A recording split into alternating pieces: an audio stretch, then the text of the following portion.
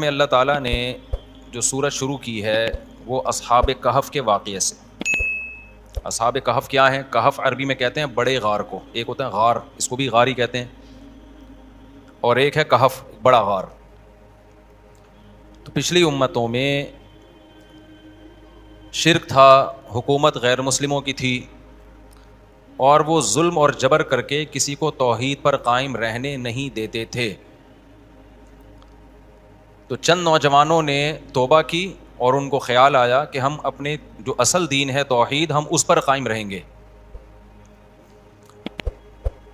اب چونکہ اس ریاست میں شریعت پہ چلنا ممکن نہیں تھا ان کے لیے، تو شریعت کا حکم یہ ہے کہ اگر آپ کسی جگہ شریعت کو فالو نہیں کر سکتے، ناممکن ہو رہا ہے آپ کے لیے، تو گنجائشیں نکالنے کی اجازت نہیں ہے آپ کو، بلکہ آپ کو وہاں سے چپ بیٹھے ہوئے موو کرنا پڑے گا. آج یورپ میں بہت سے لوگ کہتے ہیں ایکچولی ہمیں حلال ملتا ہی نہیں ہے، تو ہم کیا کریں، مجبوری میں ہم پھر وہی مشینی ذبیحہ کھا لیتے ہیں، مشینی چکن کھا لیتے ہیں. ایک ہوتا ہے نا ہاتھ سے ذبح، ایک ہوتا ہے مشین نے ہی گردن اڑا دی، ٹیپ چلا دی، بسم اللہ اللہ اکبر پڑھ کے، اور بلیڈ سے مرغیاں آٹومیٹکلی ذبح ہو رہی ہیں. تو وہ ذبیحہ حلال نہیں ہے. قرآن میں صاف طور پر ہے وَلَا تَأْكُلُوا مِمَّا لَمْ يُذْكَرِ اسْمُ اللَّهِ عَلَيْهِ. جس جانور پر اللہ کا نام نہ لیا جائے، کیا مطلب انسانوں کی طرف سے، بلکہ صرف انسان ہونا بھی کافی نہیں ہے. اللہ نے وَطَعَامُ الَّذِينَ أُوتُوا الْكِتَابَ، اوت الکتاب کا ذبیحہ اور مسلمان کا ذبیحہ وہ حلال ہے، یعنی اہل کتاب کا ہو یا مسلمان کا. اس کے علاوہ کوئی غیر مسلم ذبح بھی کرتا ہے تو بھی حلال نہیں ہے. تو قرآن کہتا ہے کہ وہ جو تین تھے یا چند نوجوان تھے، ایک روایت کے مطابق سات نوجوان تھے، تو انہوں نے کیا کیا، انہوں نے نیت کر لی ہم اس علاقے کو چھوڑ دیں گے. اب علاقہ چھوڑ کے جائیں کہاں پہ؟ تو انہوں نے کہا فی الحال شہر سے نکلو، کسی غار میں پناہ لو، غار میں جائیں گے، وہاں آپس میں صلح مشورہ کریں گے کہ کرنا کیا ہے ہم نے. ٹھیک ہے نا، پہلے یہاں سے تو پتلی گلی سے، استغفر اللہ، ان کو تو پتلی گلی نہیں کہنا چاہیے یار، یہاں سے کیا کرو، یہاں سے نکلو. نکلے تو پتلی گلی سے ہی ہوں گے، کیونکہ ظاہر ہے اوپنلی تھوڑی جائیں گے، لوگ پکڑ نہیں لیتے ان کو. تو اب جب وہ غار میں گئے ہیں، انہوں نے جانے سے پہلے اللہ سے دعا مانگی، ربنا ہیئ لنا من امرنا رشدا وہیئ لنا من امرنا مرفقا اذ اول الفتیۃ فقالوا ربنا آتنا من لدنک رحمتا وہیئ لنا من امرنا رشدا. دعائیں مانگنے لگے. پہلا سبق ہمیں کیا ملتا ہے؟ جہاں دین پر چلنا امپاسبل ہو جائے، اس علاقے کو چھوڑنا بولو واجب ہے. مسئلہ چینج نہیں ہوگا، آپ کو چینج ہونا پڑے گا. نمبر 2، جب آپ بہت بڑا کام کرنے جا رہے ہو تو یہ کام اللہ پہ توکل اور اللہ پہ اعتماد کے بغیر نہیں ہو سکتا. تو اس میں پھر دوسرے نمبر پر آپ کو اللہ سے دعائیں مانگنی چاہیے.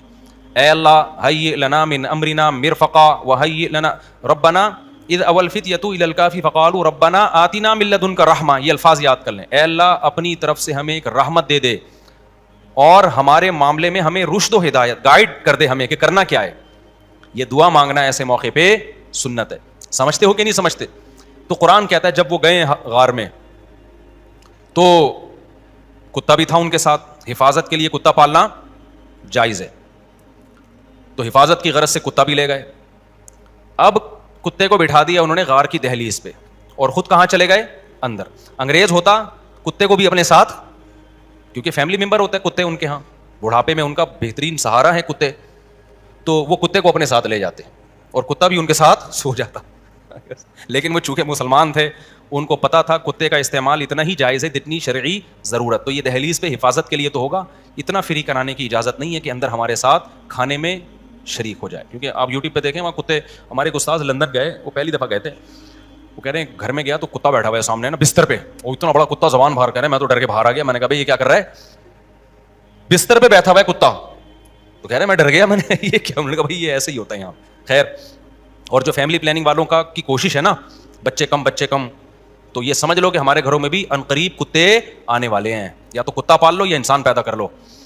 تو یہ آنے والا ہے. یہ رپورٹ ہے، یورپ ہی کی رپورٹ ہے 100 سال پہلے کی، کہ یورپ میں جو بہت زیادہ جانور پالنے کا رواج آیا ہے نا، یہ جب ہی آیا جب ان کی گروتھ ریشو انہوں نے کم کیا ہے. تو پھر یہ بہت کتے متے بلے آ گئے، بلیاں کم آئیں، کتے زیادہ آئے ہیں. خیر، تو اب جب وہ اندر گئے ہیں تو اللہ کی قدرت دیکھو، اللہ نے کو ان کا توکل، اللہ کو ان کی قربانی اتنی پسند آئی کہ اللہ نے کہا کہ تم یہاں کدھر سفر کر کے کہاں جاؤ گے، میں ایسا کرتا ہوں تمہیں سلا دیتا ہوں اور 309 سال کے بعد اٹھاؤں گا تمہیں میں. اللہ کے علم میں یہ بات تھی کہ اس دوران اس حکومت کا تختہ الٹ جائے گا اور یہاں کوئی اسلامی حکومت آ جائے گی. یہ نبی صلی اللہ علیہ وسلم سے پہلے کا واقعہ. اسلامی میں اس سینس میں کہہ رہا ہوں کہ حق کی حکومت, ورنہ اس وقت تو عیسائی حکومت یا یہودی حکومت ہوگی نا. اب جب یہ سوئے ہیں تو قرآن کہہ رہے ہیں ہم نے ان کے کتے کو باہر بٹھا دیا اور جاگتا رہے وہ 309 سال, اور ایسا روب کہ کوئی باہر آئے نہ گزرے تو اس کو ڈر کے کتا مجھ پہ حملہ نہ کر دے. لو اطلعت علیہم لولیت منہم فرارا ولملیت منہم رعبا. اللہ کہتے ہیں اے مخاطب اگر تو جاتا نا ایسا روب تھا کہ تو بھاگ جاتا وہاں سے. تو اللہ نے یہ انتظام کیوں کیا؟ تاکہ ان کی طرف کوئی بڑھنے کی کوشش نہ کرے. اب کیا ہوا ہے؟ قرآن کہتا ہے وَإِذَا طَلَعَتْ وَتَرَى الشَّمْسَ إِذَا طَلَعَتْ تَزَاوَرُ عَنْ كَهْفِهِمْ. سلایا اللہ نے اس انداز سے کہ سورج کی روشنی ڈائریکٹ ان کے اوپر جسم پہ نہیں پڑ رہی, کیونکہ سورج کی تیز تپش بھی انسان کی باڈی کو خراب کر دیتی ہے. ایسا بھی نہیں ہے کہ اندر روشنی نہ جائے, وائٹامن ڈی ہی نہ ملے, اور ایسا بھی نہیں ہے کہ ڈائریکٹ سورج کی تپش سے باڈی خراب ہو جائے. ایک خاص انداز سے سورج کے زاویے, وہ سورج نکلتا غروب ہوتا نکلتا غروب ہوتا. وَنُقَلِّبُهُمْ ذَاتَ الْيَمِينِ وَذَاتَ الشِّمَالِ, اور ہم ان کو کروٹیں بھی دلاتے رہتے ہیں تاکہ ایسا نہ ہو کہ زمین کھا جائے.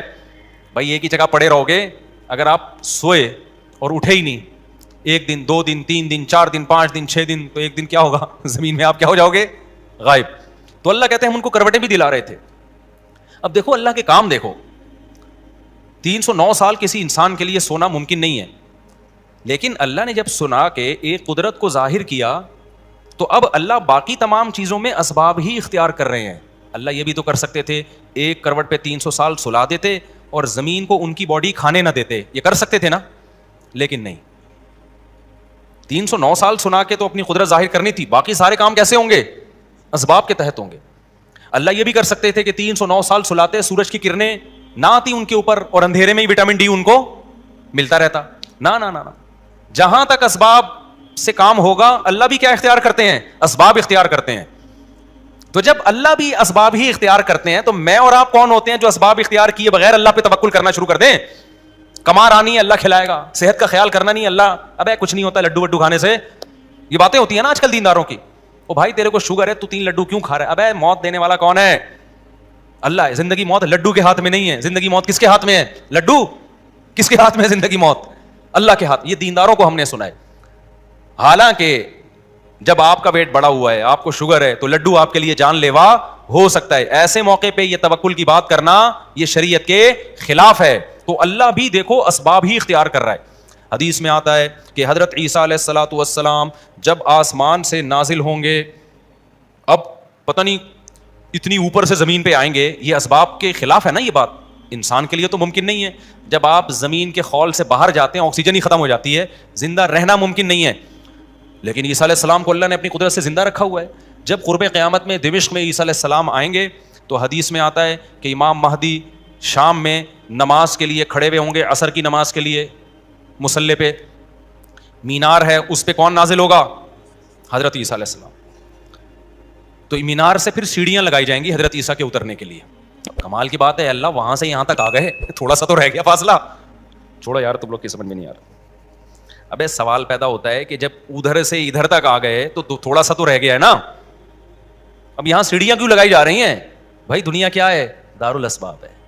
ادھر سیڑھیوں سے جانا ممکن نہیں تھا, وہ اللہ اپنی قدرت سے ہی لے گیا. یہ دنیا دارالاسباب ہے, یہاں پہ کیا لگیں گی؟ سیڑھیاں لگیں گی. وہاں سے نیچے اتریں گے, اتنے بڑے بڑے بال ہوں گے جن سے پانی بہہ رہا ہوگا, کیونکہ حضرت عیسیٰ علیہ السلام کو جب سولی پہ لٹکایا جا رہا تھا اس وقت آپ نے غسل کیا تھا, تو اللہ نے ان کی شکل کا کوئی آدمی کر دیا اور عیسیٰ ابن مریم کو آسمانوں پہ اسی حال میں اٹھا لیا. اور قرب قیامت میں جب نازل ہوں گے تو عصابۃ تغزو مع عیسیٰ ابن مریم, نبی نے فرمایا میری اس امت کے لیے جنت کی ضمانت ہے جو عیسیٰ ابن مریم کے ساتھ مل کے جہاد کرے گی. حضرت عیسیٰ نے آتے ہی کیا کرنا ہے؟ جہاد کرنا ہے. تو اور پھر ایسا جہاد ہوگا اما الاسلام و اما السیف, یا تو اسلام ہے یا تلوار ہے, بیچ کا کوئی راستہ نہیں ہے. اور تقاتلون الیہود, سب سے پہلے لڑائی کس سے ہوگی؟ یہود سے ہوگی, عیسیٰ ابن مریم کی, کیونکہ یہود نے آپ کو قتل کرنے کی کوشش کی تھی, تو اللہ تعالیٰ عیسیٰ ابن مریم ہی کے ذریعے ان سے انتقام لیں گے. خیر, اب ایسا نہ ہو کل کوئی امام مہدی آ جائے. آج کل مارکیٹ میں امام مہدی کے نام پہ منجن کرے. ہر تھوڑے دن میں کوئی مہدی. میرے والد صاحب ایک واقعہ بتایا کرتے تھے, ہماری محلے کی مسجد میں نا ایک آدمی بہت نیک تھا, عبادت کرتے کرتے نا اس کی کھوپڑی گھوم گئی اوپر سے. بعض لوگ بہت زیادہ عبادت کرتے ہیں, دماغ خشک ہو جاتا ہے, خوراک ہوتی نہیں ہے, ہنسی مزاح کی کوئی بات ہی نہیں ہوتی, تو اوپر سے سیٹنگ کیا ہو جاتی ہے, آؤٹ. تو اس کی سیٹنگ آؤٹ ہو گئی. برا نہیں تھا وہ, میرے والد صاحب کے پاس آیا, کہنے لگا, میرے والد صاحب کو لوگ حافظ صاحب کہتے تھے, حافظ صاحب ایک بات آپ سے کرنا چاہتا ہوں, آپ ذرا نیک آدمی لگ رہے ہیں, صرف آپ سے کروں گا, کسی اور سے نہیں. والد صاحب نے کہا کیا؟ کہتے ہیں مجھے نا کچھ الہامات ہو رہے ہیں کہ امام مہدی میں ہی ہوں.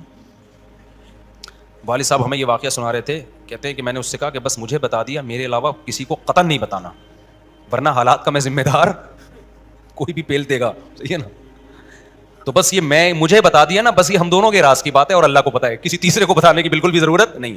پھر والد صاحب نے اس کو بولا, بھائی تو تھوڑا سا وظائف نا کم کر دے, تھوڑا سا نارمل لائف میں آ جائے, انسان کا بچہ بن جا, تیری کھوپڑی کیا ہو رہی ہے سیٹنگ اپ. تو بہت سے امام مہدی اس چکر میں بنے ہیں, ہوتے نہیں ہیں. تو جب امام مہدی نہیں آنا ہوگا نا, تو سب سے پہلی بات یہ کہ وہ مہدی ہونے کا دعویٰ نہیں کریں گے, ان کو لوگ کہیں گے کہ آپ مہدی ہیں. ان میں علامتیں دیکھ کے علماء ان سے خود کہیں گے, سارے پیچھے پڑ جائیں گے کہ آپ مہدی ہو. سمجھتے ہو کہ نہیں سمجھتے ہو؟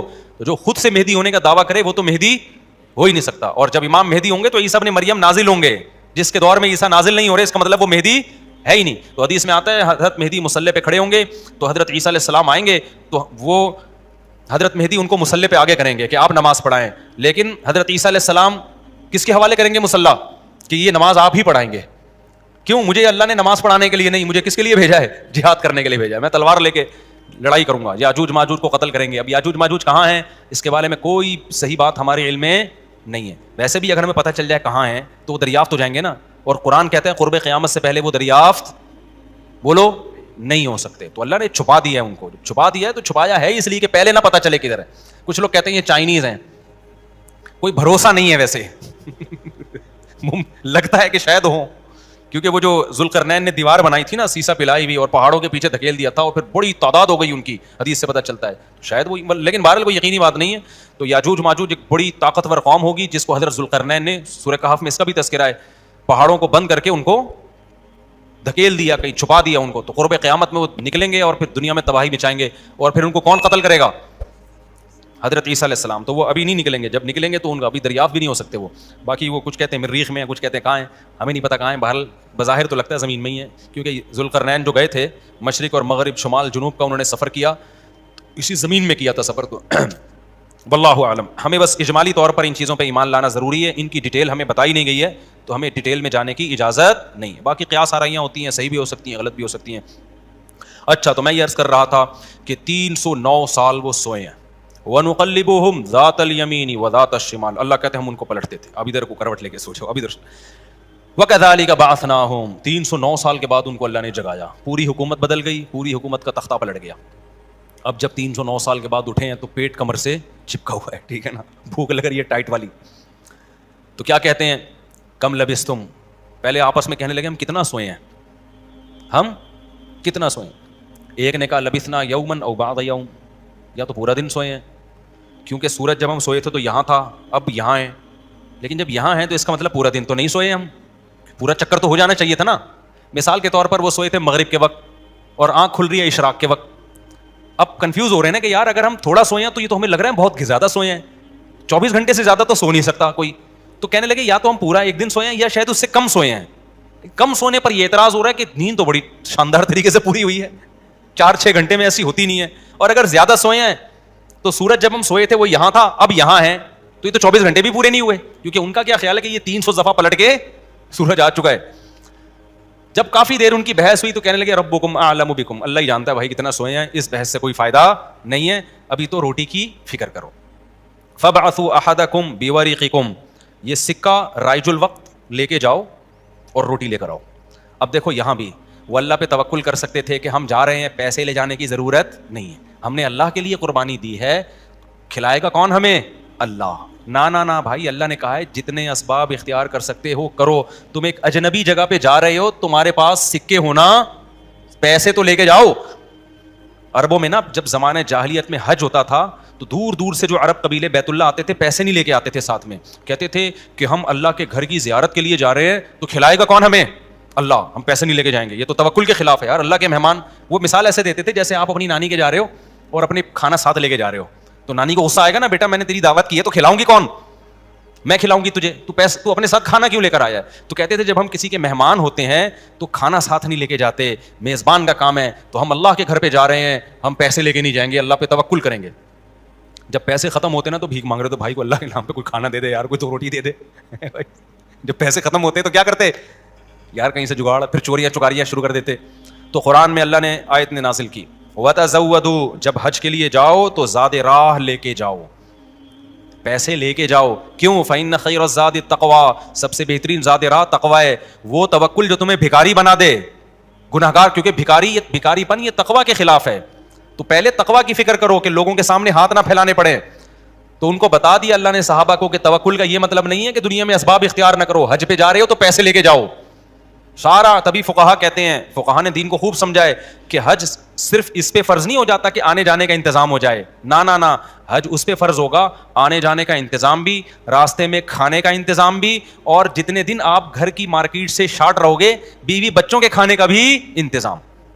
آپ کا حج کا آ گیا بھائی, آپ نے کہا میرا جہاز کا ٹکٹ بھی ہو گیا, ہوٹل کا کرایہ بھی ہو گیا, کھانے پینے کا انتظام بھی ہو گیا, نکل گئے 40 دن کے لیے. بچے کہہ رہے ہیں ابا مارکیٹ سے کیا ہو گیا شارٹ, ابا ہم کیا کھائیں یہاں پہ؟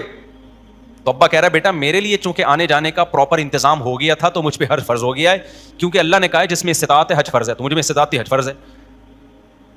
تو بچے کہیں گے ہمارا کیا قصور ہے؟ اس لیے علماء نے بیان کیا کہ استطاعت میں یہ بھی داخل ہے کہ آپ کا بھی اور جن کی آپ کفالت کر رہے ہو, جو آپ کی شرعاً ذمہ داری ہے, ان کا بھی انتظام ہو. سمجھتے ہو کہ نہیں سمجھتے ہو؟ تو انہوں نے اپنے ساتھ سکے لے کے گئے ہوئے تھے, وہ سکہ رائج الوقت. جب نکاح ہوتا ہے نا تو سکہ رائج الوقت, میں نے سکہ رائج الوقت میں آپ کا نکاح فلاں, میں یہ لفظ نکال دیا ہے, میں اتنے پیسوں میں کرایا ہم نے, کیونکہ رائج الوقت ہی سکے چلیں گے نا, یا نکاح میں ڈالر تھوڑی دیں گے. کبھی خربوزہ خریدتے ہوئے کہا کہ سکہ رائج الوقت کے مطابق یہ خربوزہ کتنے روپے کلو ہے, جیسے وہاں سیدھا سیدھا بولتے ہو بھائی خربوزہ کتنے روپے کلو ہے, تو مہر میں بھی وہی ہے. جب پاکستان میں شادی ہو رہی ہے تو پاکستانی روپے میں ہی ہوگی, اس میں الگ سے سکہ رائج الوقت بتانے کی ضرورت نہیں ہے. لوگ کہہ رہے تو سکہ رائج الوقت کے مطابق, تو وہاں سے میری زبان پہ یہ آیا ہے. تو انہوں نے کہا بھائی یہ سکہ رائج الوقت ہے, اس کو لے کے جاؤ اور کھانے پینے کا انتظام کرو.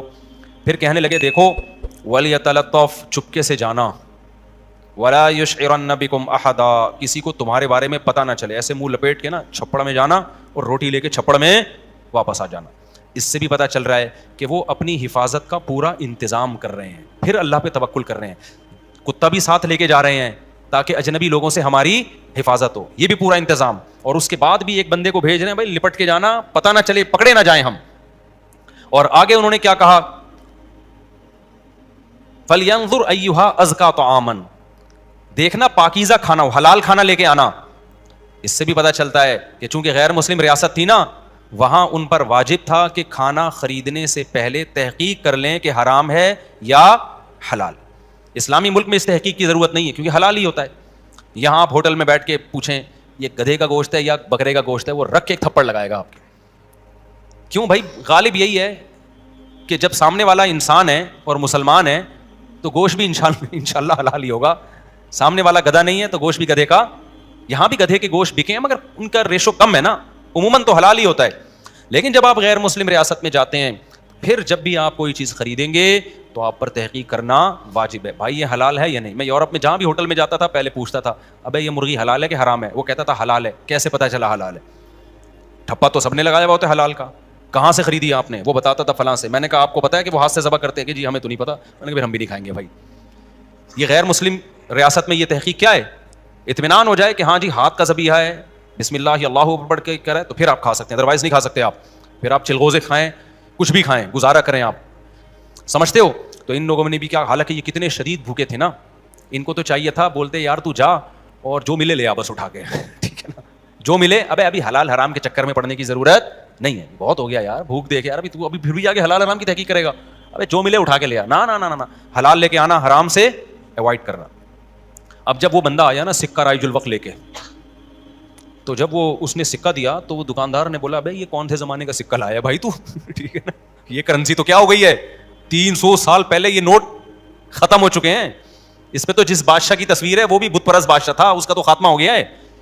یہاں تو جہاد ہوا, دوسری قوموں نے حملہ کیا, پوری ریاست کیا ہو گئی ہے, ختم. اچھا وہ بھی دیکھ رہا تھا کہ یار یہ تو وہ شہر ہی نہیں لگ رہا, میں کوئی گوگل نے غلط تو نہیں بتا دیا کہیں مجھے, ہے بھائی. وہ بھی یہی سوچ رہا نا جو کہ بھئی میں کہاں ہوں, یہ وہ جگہ ہی نہیں لگ رہی. تو 309 سال میں تو سب کچھ چینج ہو جائے گا نا.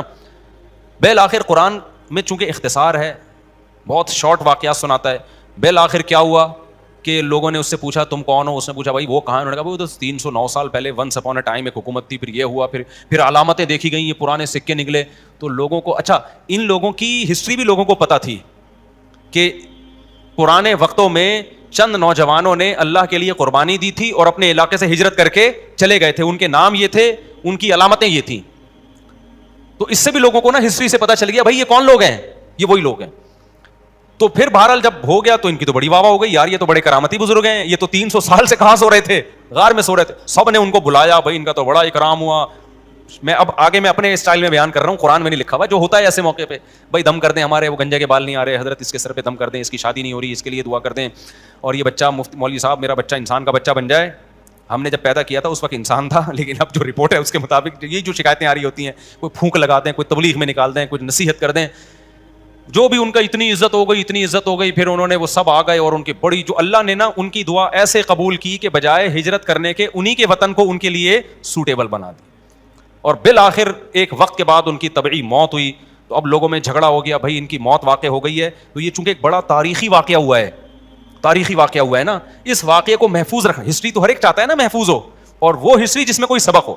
تو کسی نے کہا ہم قبہ بنائیں گے, کسی نے کہا ہم کیا بنائیں گے, لیکن جو غالب لوگ تھے, جن کو اللہ نے غلبہ دیا تھا, انہوں نے کہا لنتخذن علیہم مسجدا, ہم ان کے غار, کہا جاتا ہے کہ اسی غار میں ان کو دفن کیا گیا جس غار میں انہوں نے زندگی گزاری نا, ہم ان کے غار کے قریب ایک مسجد بنائیں گے تاکہ اس مسجد میں نماز بھی ہو, عبادت بھی ہو, عقیدہ توحید بھی زندہ رہے, کیونکہ انہوں نے قربانی توحید کے لیے دی تھی, اور مسجد توحید کا سب سے بڑا ذریعہ ہے. مسجد بتاتی ہے کہ صرف اللہ کو پکارا جائے گا, تو انہوں نے پھر وہاں مسجد بنا دی. تو اب بعض لوگ اس سے کہتے ہیں, اس سے پتہ چلتا ہے مزاروں پہ مسجدیں بنانا جائز ہیں. نہ, اس وقت ان کی قبر کے قریب مسجد بنائی گئی تھی توحید کو زندہ کرنے کے لیے. اب قبروں پہ مسجد بنانے سے توحید کا بیڑا غرق ہوتا ہے, اب شرک اور بت پرستی پھیلتی ہے اس سے. اس لیے علماء کہتے ہیں اب قبرستانوں میں مسجدیں نہیں بنائی جائیں گی. ان کی نیت کچھ اور تھی, آج کچھ اور ہونے لگتا ہے, آج قبروں کو سردہ ہونے لگتا ہے وہاں پہ, اس لیے آج بنا کیا جائے گا اس عمل سے. سمجھتے ہو کہ نہیں سمجھتے؟ تو اس واقعے میں ہمیں کیا سبق ملتا ہے؟ اس واقعے سے ہمیں سبق ملتا ہے کہ جو اللہ کے لیے قربانی دیتا ہے اللہ اس سے غافل نہیں ہوتا, اللہ غیب سے اس کی مدد کرتا ہے.